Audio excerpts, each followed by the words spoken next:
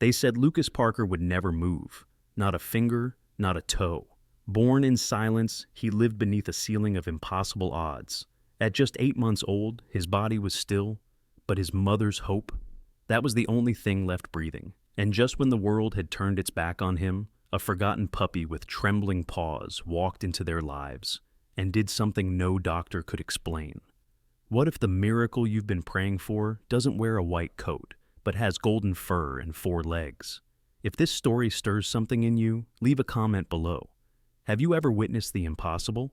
The town of Maple Grove lay blanketed under a relentless sea of white. Snow piled against the porches of quaint wood-framed houses, their roofs sagging under the weight of fresh powder. Chimneys whispered threads of gray smoke into the overcast sky, and the streets usually alive with the chatter of children stood eerily silent. The December air held a cruel bite, swirling through the narrow lanes and rattling the panes of the Parker family's century-old home on Willow Lane.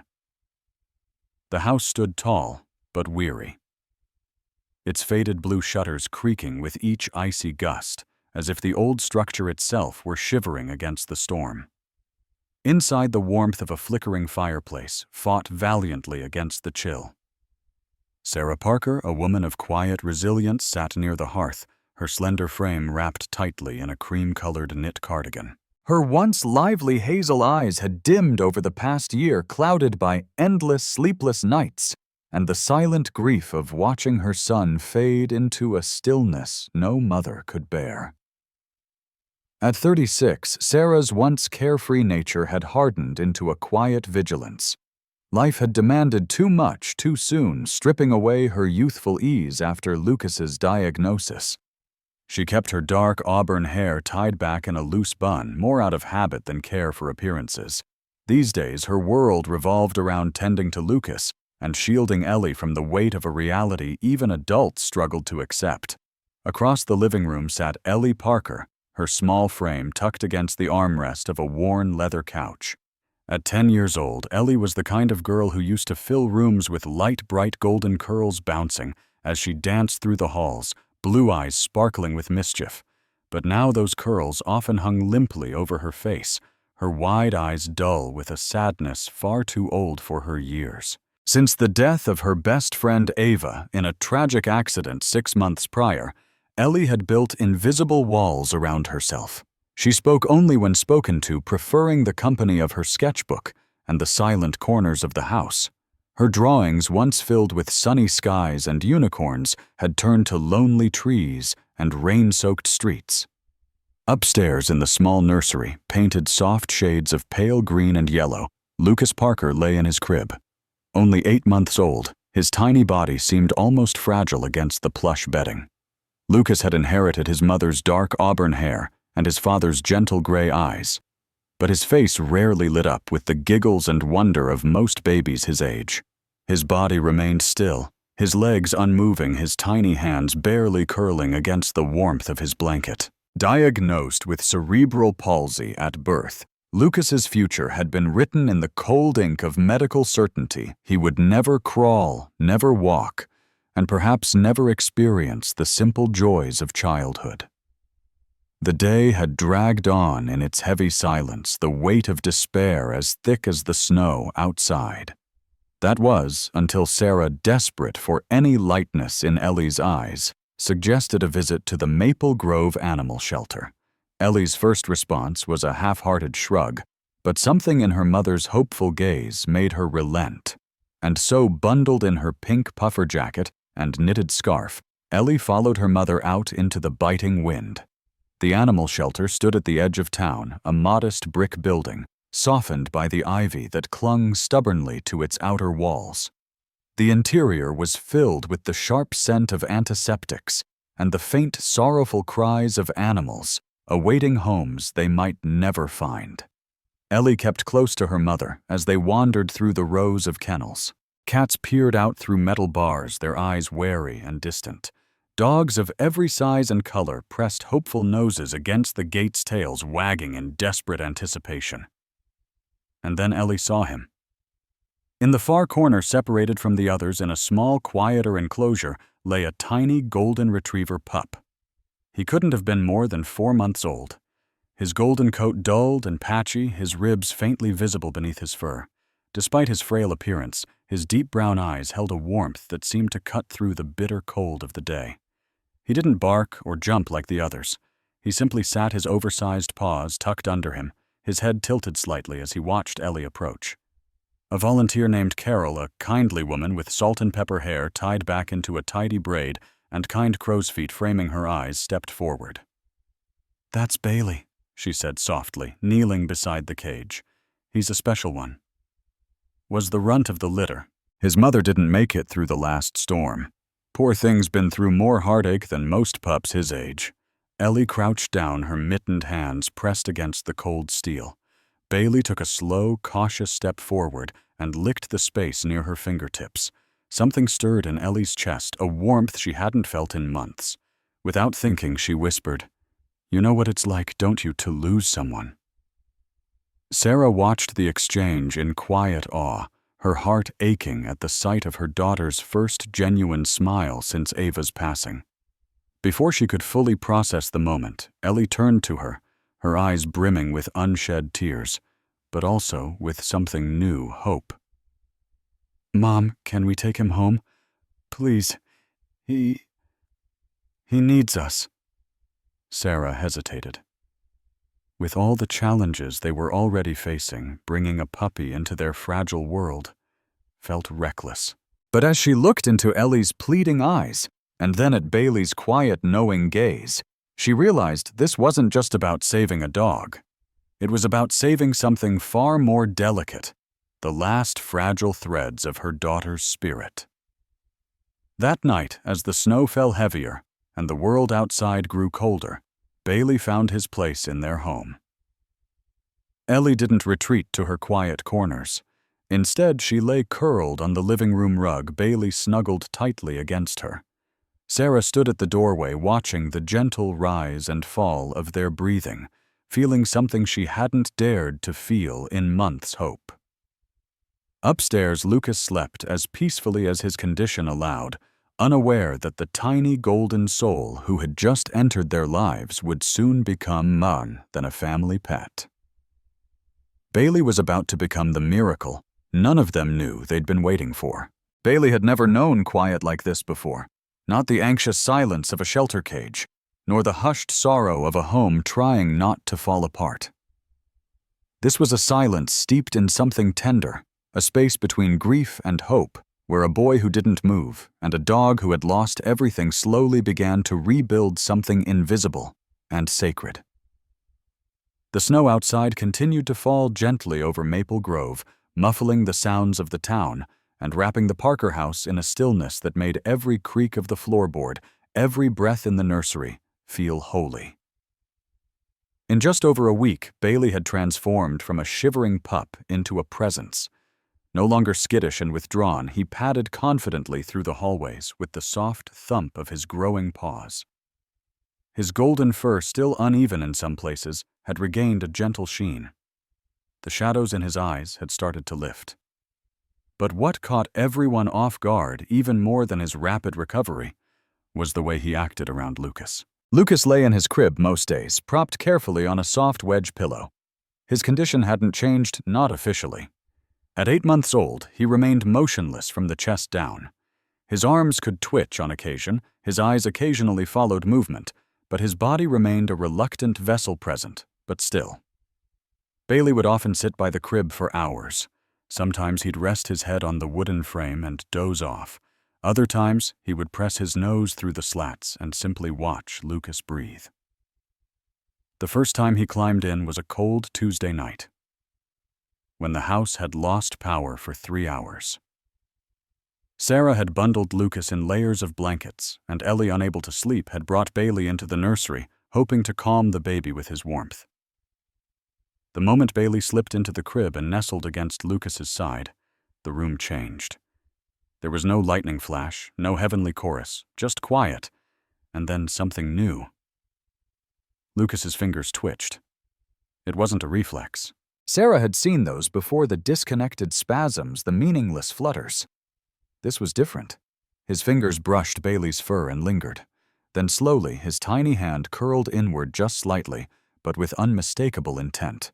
Sarah had stood frozen by the door, one hand over her mouth, the other gripping the doorknob so tightly her knuckles blanched. Ellie, who had been kneeling beside the crib, gasped audibly. "Mom, did you see that they stayed up the rest of the night?" Sarah didn't call the doctor. She didn't want this to be explained away just yet.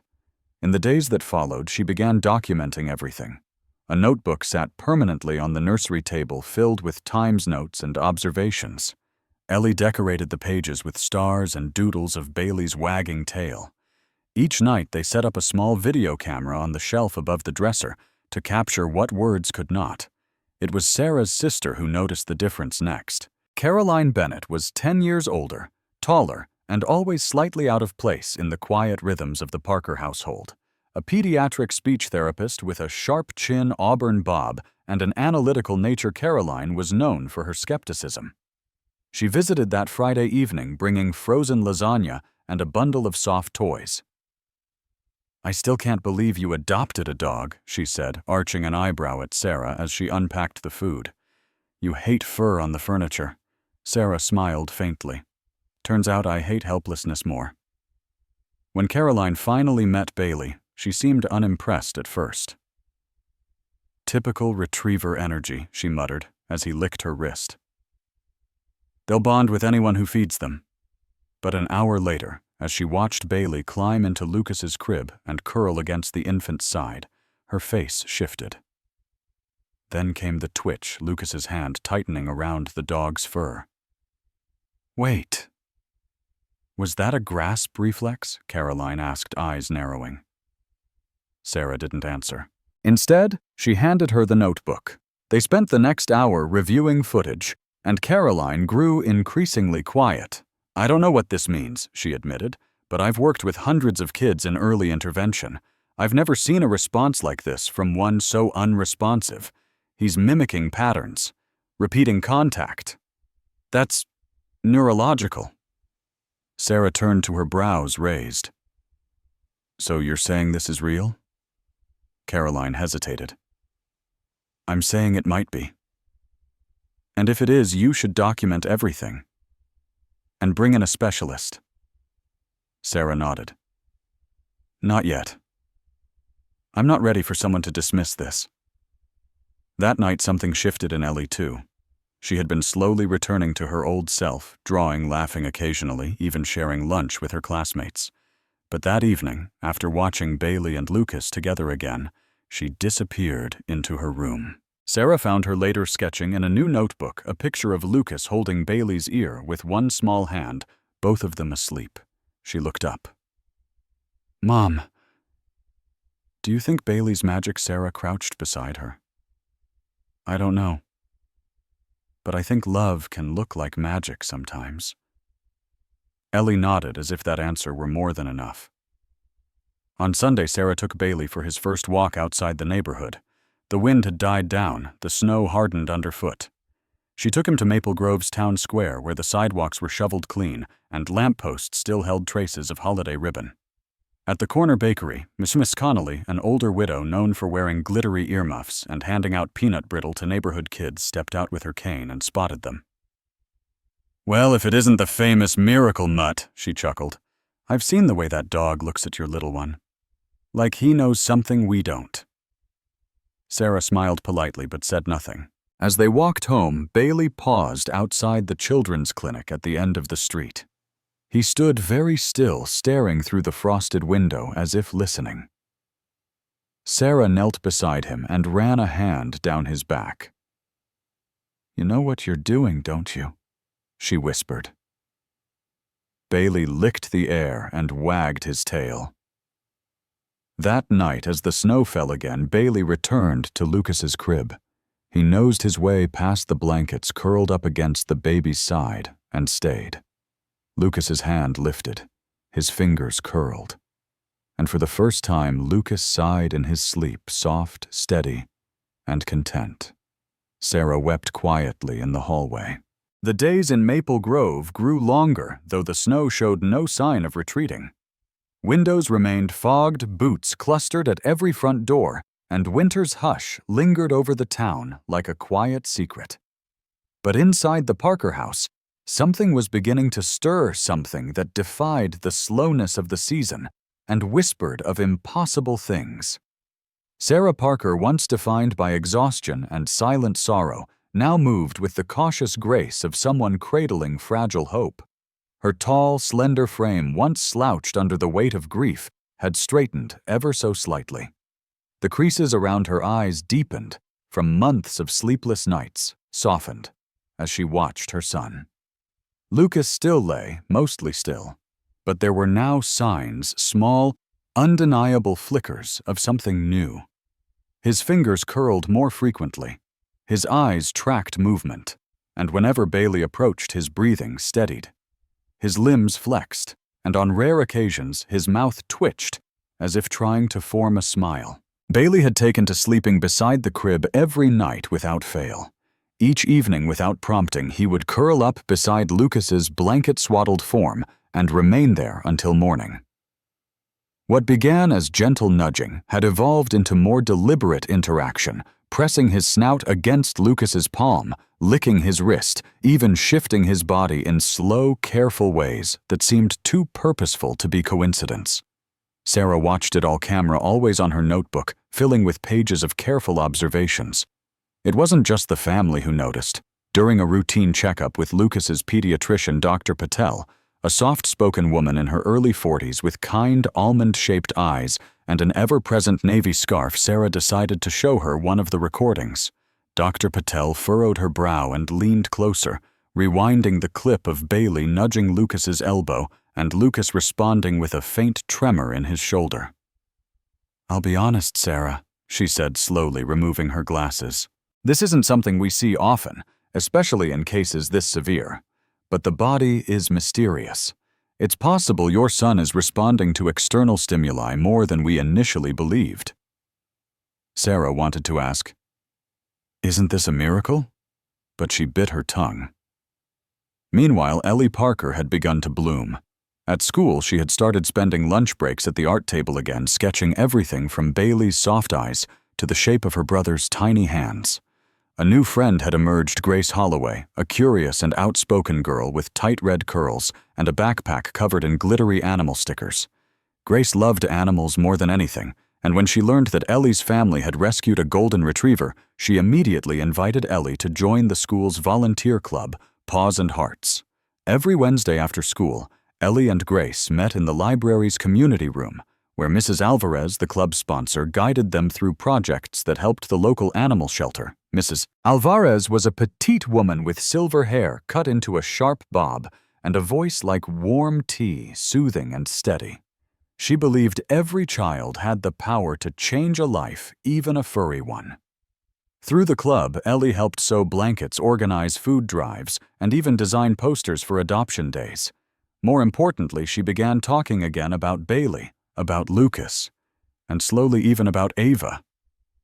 She didn't mention her by name, not yet, but the stories crept in, how Bailey reminded her of someone who used to make her laugh at lunch, how Lucas's quiet strength reminded her that some people never needed to speak to be heard. Back at home, Sarah grew restless. She needed answers.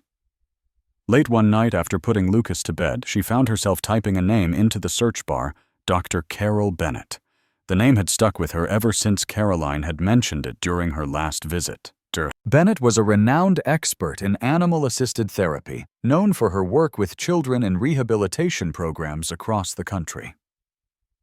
She was in her early 60s, wore oversized sweaters and thick-rimmed glasses, and was famous for speaking plainly but kindly.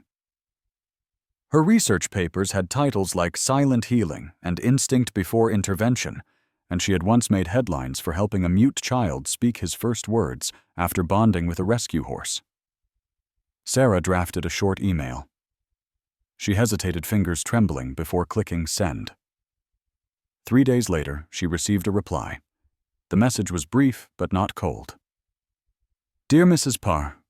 Parker, thank you for sharing your story. I'd be very interested in learning more about Bailey and your son. Please send any video footage or documentation you've gathered. I'll review and get back to you soon. With care, Carol Bennett. Michael was more cautious. Sitting at the kitchen table, arms crossed over his broad chest, he read the email twice before speaking. You really think a stranger from across the country can tell us more than our own doctors? Sarah, standing by the sink, simply said, Maybe not. But she's the only one who hasn't told us to give up. He didn't argue.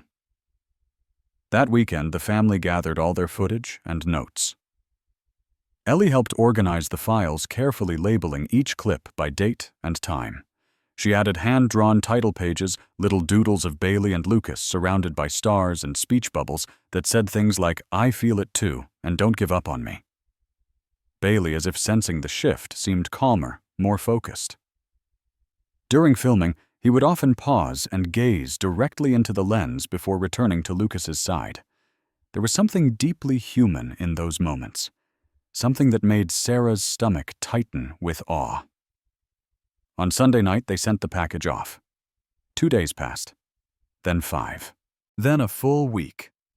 Sarah began to doubt again. She wondered if maybe she had imagined it all, if grief had rewritten her reality into something softer, more bearable. Then on the 8th day, an email arrived. Dear Mrs. Parker, I've watched every minute. What I saw was extraordinary. I'd like to speak with you. Would you be open to a video call this week? Warmly, Carol. Sarah stared at the screen, her breath caught in her throat. She clicked reply. The morning Dr. Carol Bennett arrived in Maple Grove, the snow had finally begun to melt, revealing patches of brown grass beneath tired lawns and sidewalks lined with slush. The Parker house, usually quiet in its stillness, hummed with anticipation. Sarah had woken before dawn, restlessly adjusting couch pillows, wiping down doorknobs, and brushing Bailey's fur until it shone. She wasn't nervous for judgment. Carol didn't seem the type, but for what her presence might mean. An answer, a validation, or worse, a contradiction. Dr. Carol Bennett stepped out of the town car at precisely 10 a.m. She was shorter than Sarah expected, no taller than 5'2", but she moved with deliberate confidence. She wore a navy pea coat, sensible leather boots, and round glasses perched low on her nose. Her silver hair was pulled into a loose bun with strands framing a face lined by both wisdom and worry. But what struck Sarah most was her eyes gray-blue and piercing, like someone who had spent decades looking for what others missed. Michael answered the door, his expression reserved but polite. He shook Carol's hand firmly, then stepped aside to let her in. Thank you both for inviting me, Carol said, her voice warm but professional. And thank you for trusting me with something so personal. Bailey trotted into the room, tail wagging gently. Carol knelt instantly, extending a hand, not to pet him, but to let him choose. Bailey sniffed her palm, then leaned in, placing his head in her open hand. Carol smiled. That's a dog who remembers kindness, she said. Sarah led her to the nursery where Lucas lay quietly in his crib. He blinked slowly in the filtered light from the window.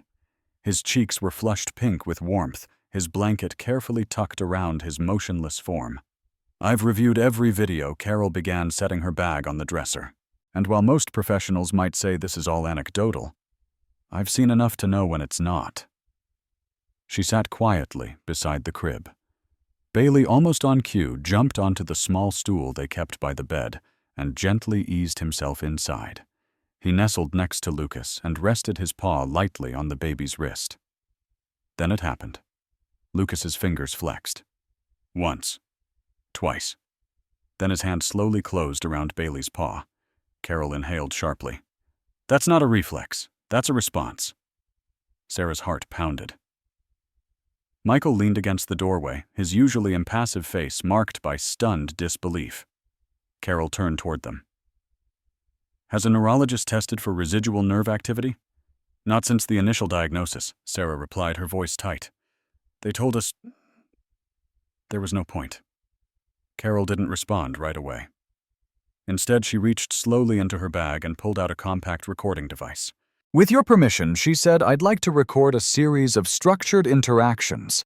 I've used this method in my research with trauma patients and therapy animals. It's not invasive, and it may help us understand the pattern." They nodded. What followed was nearly 2 hours of careful observation. Carol remained calm, quiet, and patient. She had a way of speaking that made the room feel less like a lab and more like a library.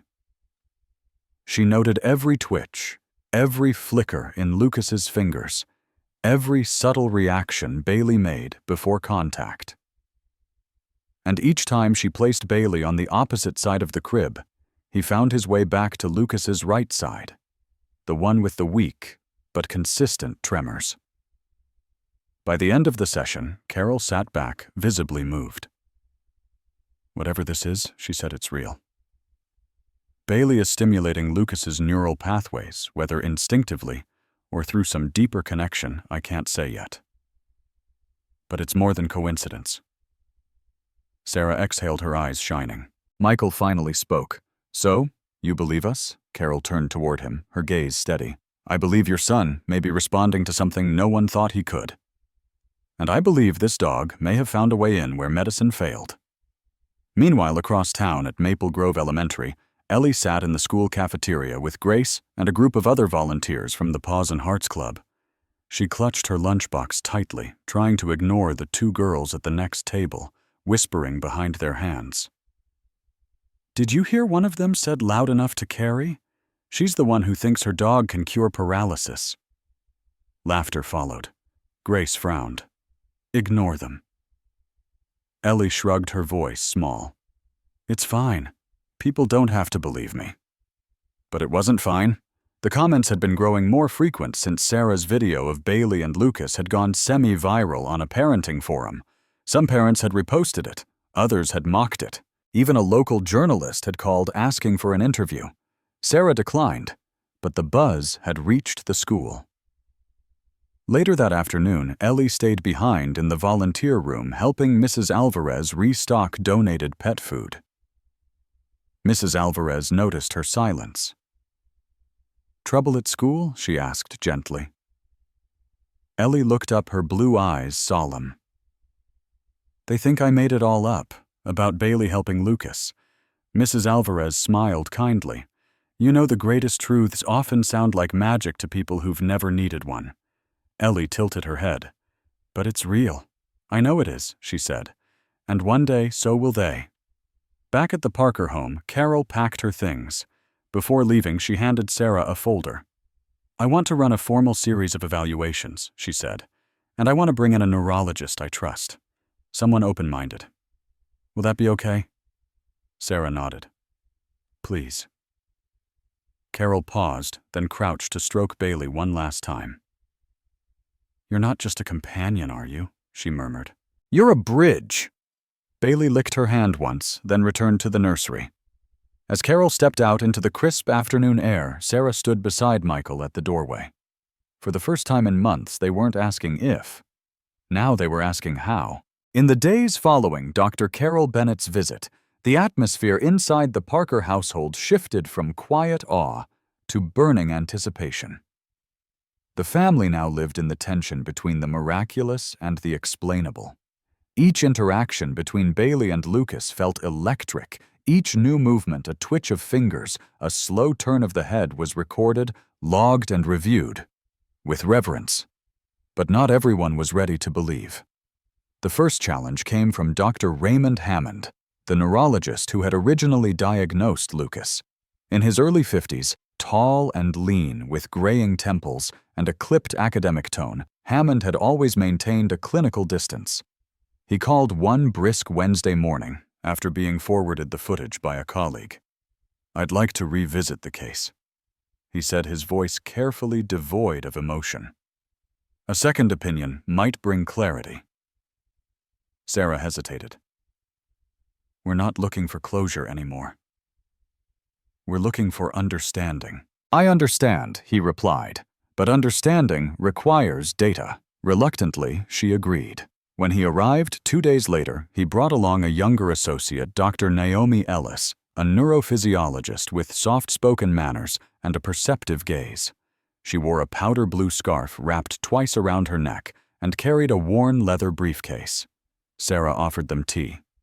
Michael hovered by the window, arms crossed. Bailey sat by the crib, calm but alert, as if sensing the scrutiny about to enter the room. The evaluation began with standard stimuli, flickering lights, gentle sounds, brushes of cold and warm textures across Lucas's skin. Without Bailey, Lucas barely responded. His gaze drifted. His arms remained slack. Then Sarah brought Bailey in. The change was subtle, but distinct. Bailey rested his head on Lucas's arm. Almost immediately, Lucas's fingers twitched. When Bailey shifted and pressed his paw near Lucas's chest, the baby's breathing steadied.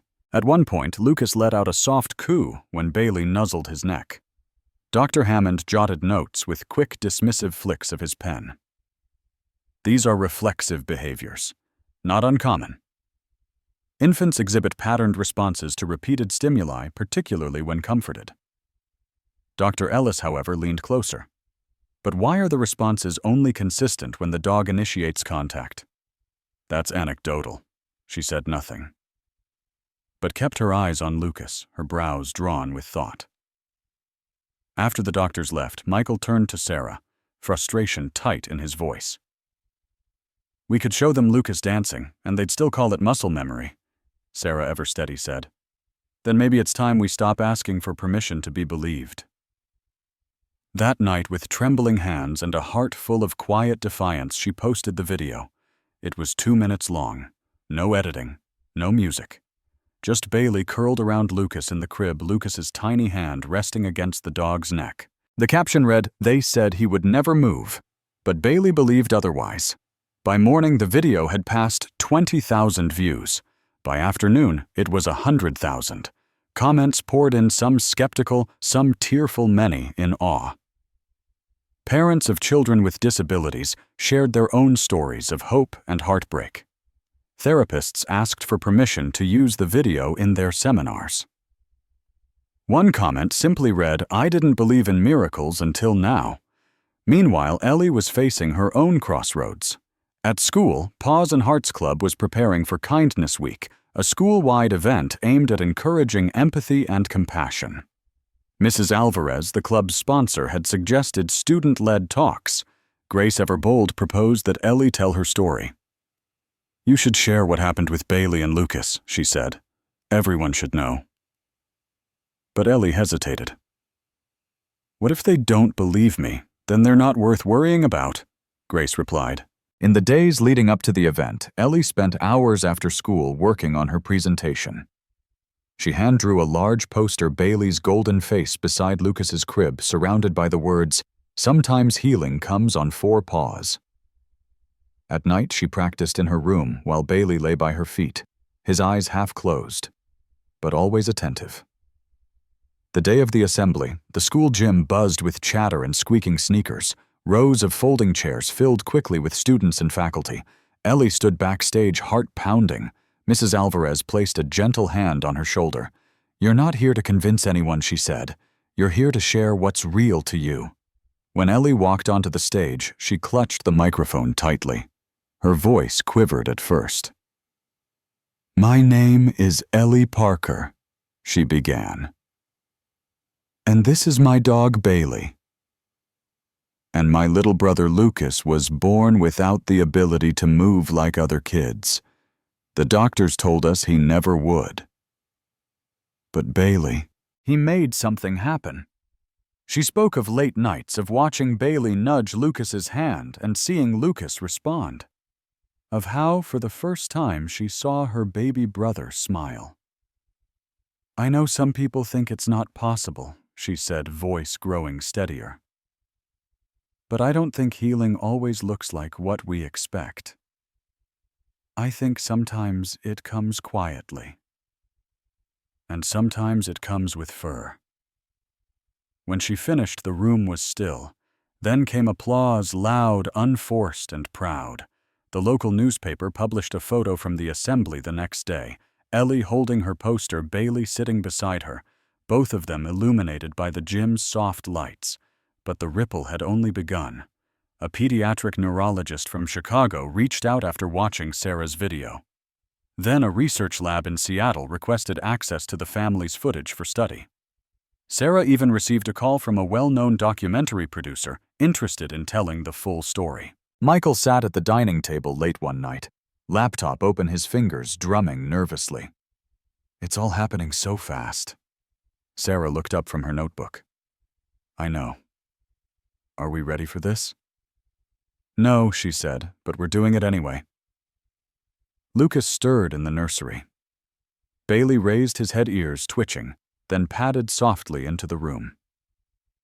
The world was watching now, not to disprove, not to dismiss, but to understand. Science had taken its seat beside faith, and somewhere in between a little boy was learning to move, and a dog was leading the way. The morning had begun like any other in Maple Grove. A crisp wind drifted through the bare trees, scattering brittle leaves across the Parker family's porch.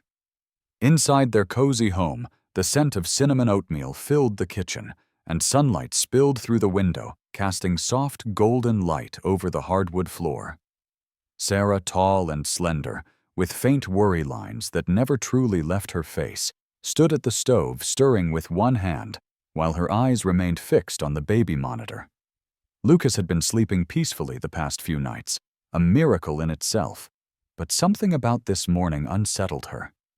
He was too still. She turned off the stove, hurried into the nursery, and found Lucas pale, his tiny chest rising in weak, erratic motions. His lips had a faint bluish tinge. Her scream brought Michael running. Within minutes, they were in the car, racing toward Maple Grove Medical Center. Sarah cradled Lucas in her lap, whispering his name. Her hands trembling so violently, she could barely hold her phone to call ahead. Bailey, sensing the tension, tried to jump into the front seat, whining with low, anxious cries, but Michael ordered him to stay in the back. At the hospital, emergency staff took Lucas from Sarah's arms and rushed him behind double doors. Sarah stood, frozen fingers clenched at her sides. Bailey barked and tried to follow, but a nurse gently blocked him. No dogs allowed in the ER, she said. He's not just a dog, Sarah whispered, tears running down her cheeks. He's part of him. Bailey didn't understand hospital rules. He only knew that his boy was behind a door he couldn't reach. He lay down by the entrance, tail still, ears alert, eyes locked on the swinging panels as if waiting for them to open. Hours passed. Michael paced. Sarah sat curled in a chair, arms wrapped tightly around herself. Bailey remained rooted to the floor, whimpering softly. Finally, Dr. Hammond emerged from the back hallway, his face tight with exhaustion. Lucas is stable, but he's weak. His oxygen levels dropped overnight, possibly due to an undetected respiratory infection. We've administered treatment, but he hesitated. It's touch and go. Sarah looked up. Can we see him? One parent at a time. I'm staying with Bailey, Michael said, placing a hand on Sarah's shoulder. Go. The pediatric ICU was quiet, save for the rhythmic beeping of machines. Lucas lay in a tangle of tubes and wires, his face paler than she'd ever seen it. Sarah pulled a chair close, took his tiny hand in hers, and began humming softly an old lullaby her mother used to sing. But Lucas didn't stir. Downstairs, Bailey began to howl. The sound echoed through the corridors, low and mournful, drawing curious glances from staff and visitors. One nurse in her late 20s, named Julia Ramirez Petit, with a pixie haircut and kind brown eyes, crouched beside Bailey. Poor guy, she said, gently scratching behind his ears. He's waiting for someone, huh? Michael nodded. Lucas. They've been inseparable. Bailey's the only one he responds to. Julia looked torn. Technically, animals aren't allowed in ICU, but I've seen stranger things help patients than modern medicine ever could. She stood, glanced around, then said quietly, If you bring him through the back hall at shift change, I might not notice. 15 minutes later, as the shift changed and the hallways emptied, Julia opened the staff door and gestured them through. When Sarah heard the soft patter of Bailey's paws on the tile, she turned around in shock. How Michael raised a finger to his lips. Don't ask. Just let him try. Bailey padded quietly to the crib. He stood on his hind legs, resting his front paws gently on the edge. His nose quivered as he sniffed Lucas's blanket. Then he did something they hadn't seen in days. He whimpered, laid his head beside the baby's arm, and let out a low, rhythmic whine. Sarah watched frozen. And then Lucas's fingers moved. It was barely a twitch, but unmistakable. Bailey licked his wrist. The machines beeped faster. His heart rate elevated. The nurse monitoring nearby gasped and ran to get Dr. Hammond. When the doctor entered, he stopped short. "What is this?" Bailey remained perfectly still, his head gently pressed to Lucas's shoulder. "Lucas's vitals have improved," the nurse said. It started the moment the dog touched him. Dr. Hammond looked between the boy and the dog. "This can't be replicable," he muttered. But he didn't remove Bailey. They allowed him to stay. The next 24 hours were unlike anything the hospital had seen. Bailey lay at Lucas's side throughout the night. Lucas's breathing stabilized. His color returned. His hand curled ever so slightly around Bailey's ear. Staff came by just to watch. Some shook their heads in disbelief. Others simply smiled and whispered, "He's the miracle dog." As night fell over the quiet town, a soft snow began to drift down from the blackened sky. Outside the hospital windows, Maple Grove's lights shimmered under the gathering frost. Inside the pediatric ICU, Bailey remained a silent sentinel. The nurses, initially skeptical, now offered him gentle nods and smiles as they passed.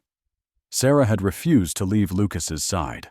Her shoulders were hunched from hours of sitting, and her voice hoarse from humming lullabies no one responded to except Bailey. The dog, sensing every shift in the baby's breath, would tilt his head or shift his body in ways that seemed eerily attuned. Julia, the young nurse who had broken the rule to let Bailey in, returned to check vitals around midnight. Her step softened when she saw the trio, Sarah half asleep on the recliner, Lucas resting peacefully, and Bailey with one paw stretched protectively over the child's feet. "He hasn't had a stable night like this in weeks," Julia whispered. Sarah rubbed her eyes. "It's him, Bailey. I don't know how or why, but it's him." "You're not the only one who thinks so," Julia said. Dr. Ellis called. "She's forwarding this to a pediatric neuroscience team in Chicago. They want to observe." Sarah blinked. "Like research." "Like hope," Julia said. Meanwhile, down in the hospital lobby, Michael sat alone, scrolling through comments on Sarah's viral post. Thousands of strangers were pouring in their prayers and theories. Some medical professionals weighed in, others sent stories of dogs detecting seizures, guiding the blind, even helping PTSD patients speak again. But one comment caught his eye. It was from a child, a girl named Anna, whose little brother had the same condition as Lucas. "I showed your video to my brother today," it read. He smiled for the first time in months. "Thank you, Bailey." Michael sat back, the weight of exhaustion replaced by something deeper, a quiet conviction that what they were witnessing wasn't coincidence. It was change. Tangible, visible, undeniable change. In the early hours of morning, just before sunrise, Dr. Hammond returned. The seasoned neurologist looked like he hadn't slept in days, still skeptical perhaps, but now cautious, respectful. He entered the ICU and stood silently by the crib, arms crossed. Bailey lifted his head, then slowly laid it back down. Lucas stirred. "Vitals?" Hammond asked. "Strong," Julia replied. "Better than expected. And it's consistent." Dr. Hammond didn't respond at first. He approached Lucas carefully, watched the slow, rhythmic rise of his chest, and then turned toward Bailey. "This dog, he's not just a comfort animal." "No," Sarah said firmly. "He's part of Lucas's system. His presence changes something. Maybe not on paper, but in here." She tapped her chest. "In here we know." Dr. Hammond sighed. "I'll approve an observational study. That's the best I can do. But I want to be clear, this isn't medicine. It's something else." Sarah didn't argue. She only nodded. By the time daylight broke across the rooftops of Maple Grove, news of Lucas's hospital recovery and Bailey's role had begun spreading through larger media outlets. Calls came in from national newspapers. A morning news segment requested an interview. Sarah declined all of them. "This isn't about publicity," she told Michael. "It's about making sure Lucas lives." Outside, the world kept moving. But inside that hospital room, for the first time in weeks, Lucas Parker was alive, and everyone knew it had something to do with the golden dog lying at his side. The snow had melted from the sidewalks of Maple Grove, leaving behind slick patches of ice and the scent of wet pine.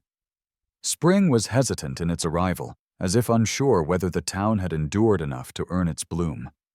But inside the Parker home, hope was already in full blossom. For the first time in months, laughter returned to the living room.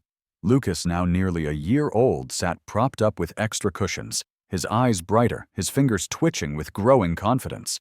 He followed every move Bailey made with rapt attention. With support from Dr. Carol Bennett, the renowned animal-assisted therapy specialist, a new journey had begun. A gentle, innovative neural stimulation program was approved specifically for Lucas. It was unconventional, pairing electromagnetic pulses with the rhythmic presence of Bailey. But after the miracle in the hospital, Dr. Bennett had stopped questioning logic. She started listening to the child, the dog, and the bond they shared. Dr. Bennett was a woman in her late 50s, with streaks of silver woven into her auburn hair. She had the kind of presence that quieted a room without needing to raise her voice. Her clothes were simple earth-toned sweaters, walking shoes, minimal makeup. But her mind was sharp, methodical, shaped by years of scientific rigor and fieldwork. Still, there was softness in her eyes every time she leaned down to observe Bailey nudging Lucas's limbs or pressing his body against the boy's side during sessions. At the Parker home, a small therapy corner had been set up, mats, low lighting, soft music. Each session began the same Lucas seated on a padded bench with Sarah beside him, her hand on his back. Bailey would enter, his golden coat, gleaming tail, wagging softly, and sit in front of Lucas, locking eyes. Then he would begin a slow, deliberate touch of the paw, a nudge to the knee, sometimes a gentle whine if Lucas was still. On the nearby monitor, neurostimulation pads emitted low pulses through a portable device Dr. Bennett calibrated manually. Weeks passed. Progress was slow. Some days Lucas would only blink more. Others his hands would flutter, but drop again. But then one morning, as April rain tapped gently against the window panes, something shifted. Bailey lifted his paw to Lucas's shoulder.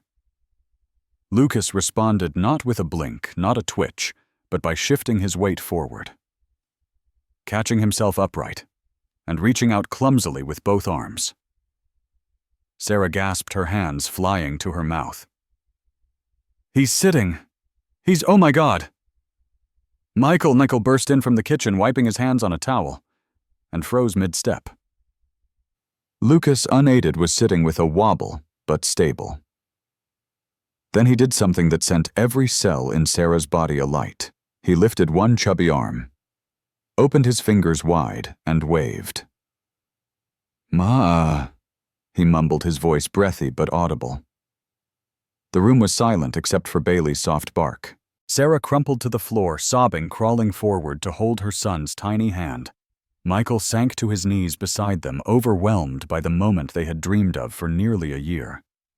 Dr. Bennett stood in the corner, blinking back tears and furiously scribbling in her notebook.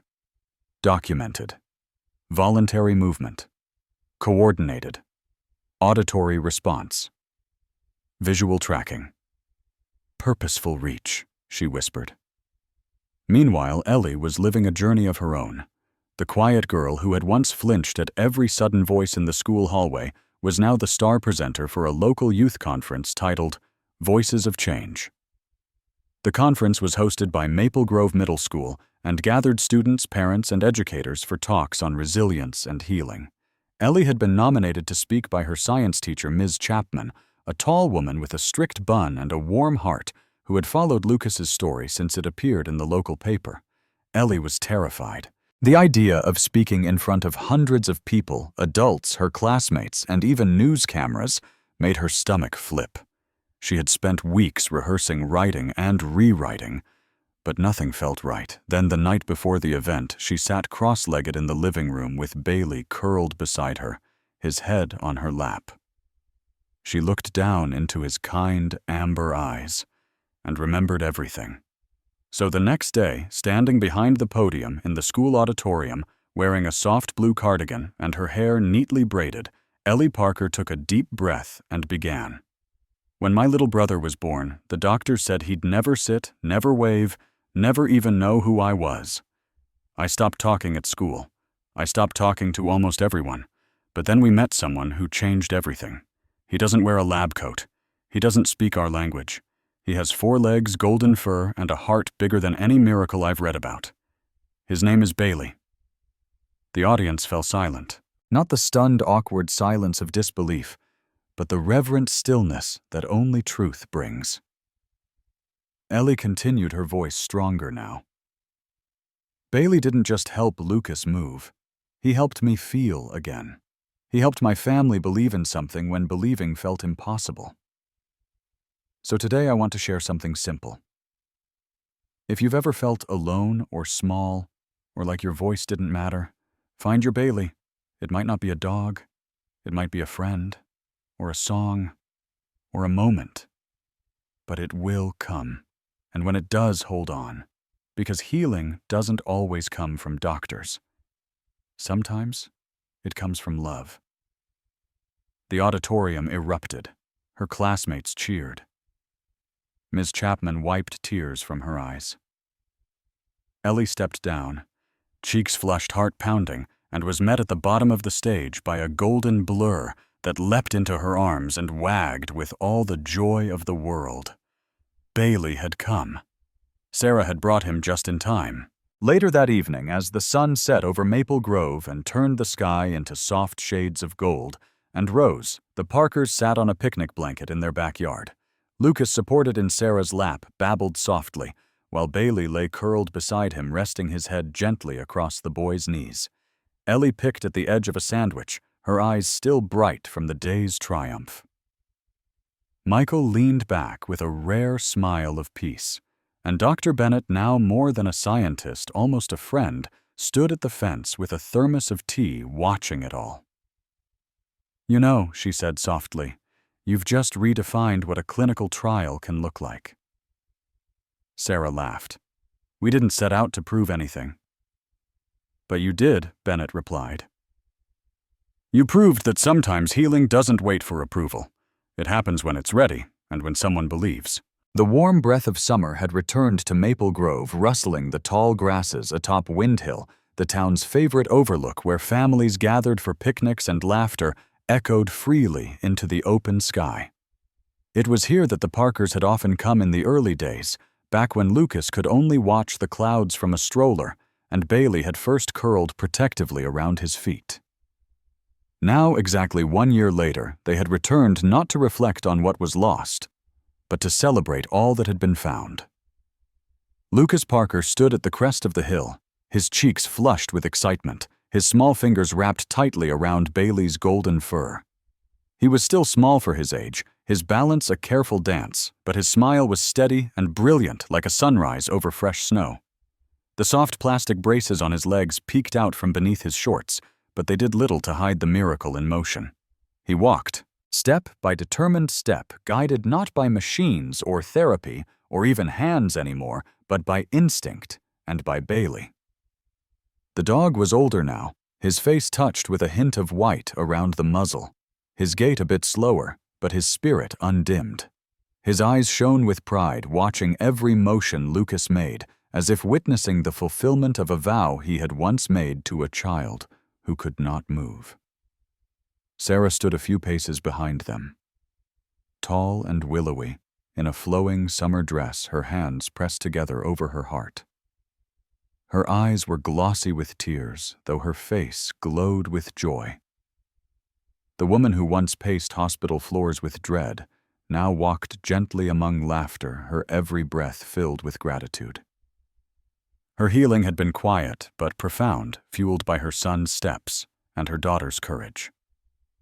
Michael, slightly more sun-worn than a year ago, was preparing the picnic table nearby, laying out lemonade and sandwiches under a fluttering canopy decorated with blue and yellow streamers. He chuckled as Ellie rushed past him, now 13, and glowing with a confidence that had bloomed steadily since that fateful school presentation. She wore a vest emblazoned with the logo of Hope for Paws, the rescue and rehabilitation group she had become youth ambassador for. Her shoulders were squared, her voice clear as she directed her friends, other young volunteers from the local animal shelter, in setting up for the celebration. Water bowls on the left, donation jars on the right, she called, and someone grabbed the printouts for the adoption drive.